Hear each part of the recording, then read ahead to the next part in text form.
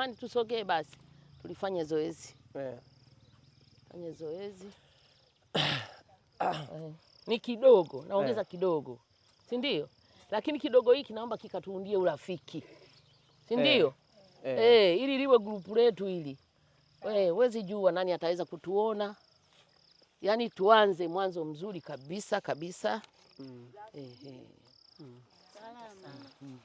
Jamani, hichi kidogo tunachokitoa hapa ni kwa sababu si tunaamini na nyie mapambano mnayoyapitia yanahitaji kushikwa mkono.